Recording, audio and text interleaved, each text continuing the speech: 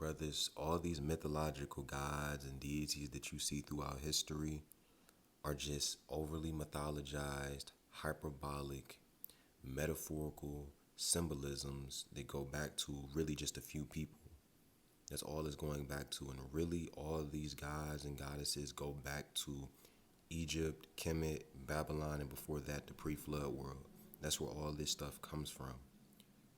The Bible, when people get to talking about fallen angels and things of that nature, a lot of that is based in that misunderstanding of the book Genesis. Simple as that. Particularly in Genesis, the 6th chapter, when it talks about there being giants in that day, and it also talks about the sons of God procreating with the daughters of men.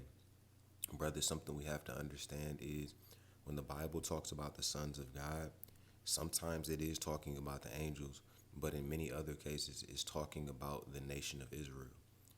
Adam served the role of the nation of Israel for his time period. So when it talks about sons of God, what it's referencing is the sons of Adam. The sons of Adam procreated with the sons or daughters of the other nations. That's what was going on. That's what's being referenced when the God of the Bible says the sons of God procreated, started found the daughters of men fair. That's what that's talking about. You can realize this when you go into the book Genesis, the 2nd chapter, and it talks about the beast of the field. When it's talking about the beast of the field, in one understanding, yes, it's talking about the actual animals, but in another understanding, it's talking about the other nations of people. The God of the Bible, or the Bible in general, uses a metaphor for the other nations of people as the beast of the field. Even in amongst the nation of Israel, the different tribes, particularly the tribe of Judah, is associated with a lion.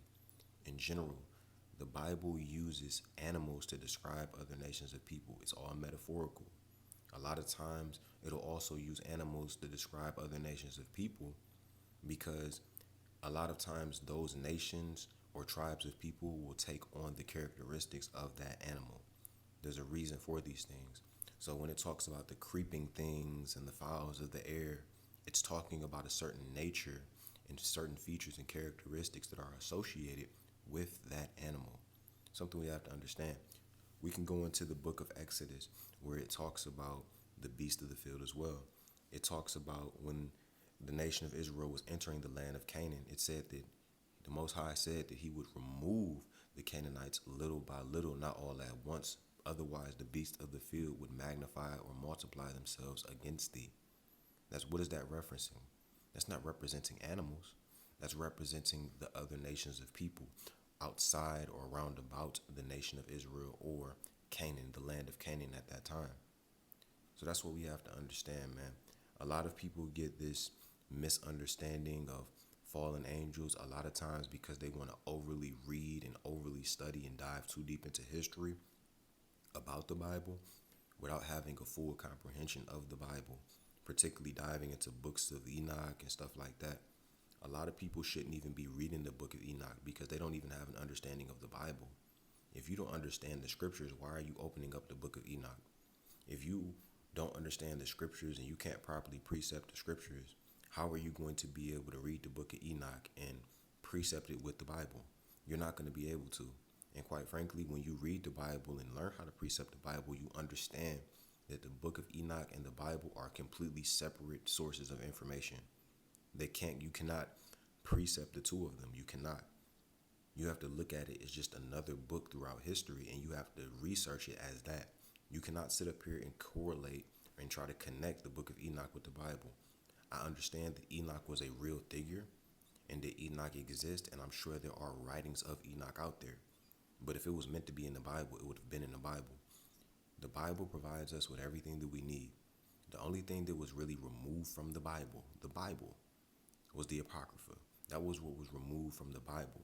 Obviously, there are other writings out there, but those writings were not meant to be published. They're just not.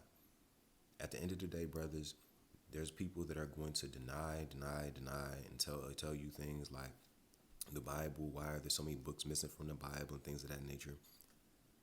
They don't understand the scriptures.